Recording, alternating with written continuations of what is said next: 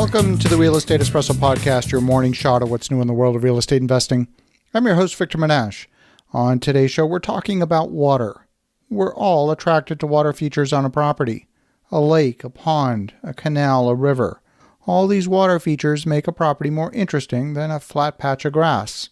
In addition to the visual appeal, water brings a positive environmental benefit to a property.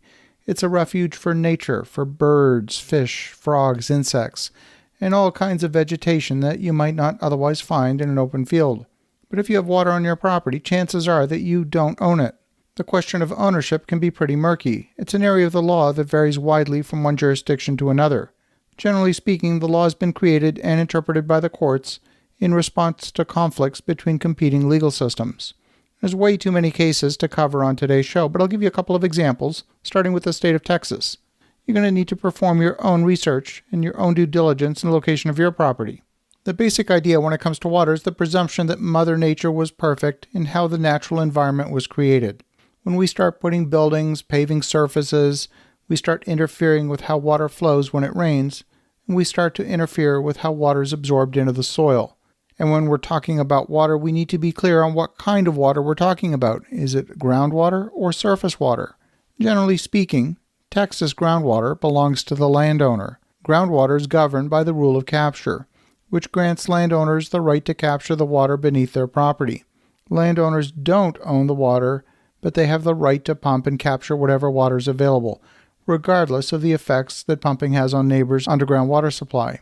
Surface water, on the other hand, is a lot more complex. It depends on how the surface water is situated. If it's flowing, then the water is owned by the state. If that flowing waterway is a named waterway, then the flow of the waterway might be managed by the Army Corps of Engineers. Altering the bank of a waterway, or having water flow in or out of that waterway, would require approval from the Army Corps of Engineers. Surface water in Texas follows two sets of rules: riparian water rights or prior appropriation. The riparian doctrine is based on English common law. The rules in most states and Canadian provinces follow the English riparian rights system. These court-developed rules were used in deciding cases that involve water use conflicts. The basic concept is that private water rights are tied to the ownership of the land bordering a natural river or a stream. Water rights are controlled by land ownership. Riparian landowners have the right to use water, provided that use is reasonable in relation to the needs of all the other riparian owners in the area.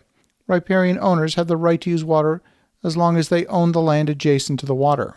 The way governments gain control of the waterways is by stating that the land immediately bordering the waterway is government-owned, so you almost never own the immediate riverbank. Private ownership of the immediate shoreline in most cases is not allowed.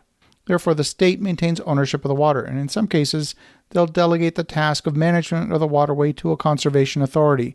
In those cases, the conservation authority may have the right to control what happens on your property because the regulation limits of their authority usually extend a distance from the water's edge. Sometimes it's 100 feet or 200 feet. In the state of Maryland, there are critical areas anything within 1,000 feet of the water's edge, where the waters are tidal waters or tidal wetlands.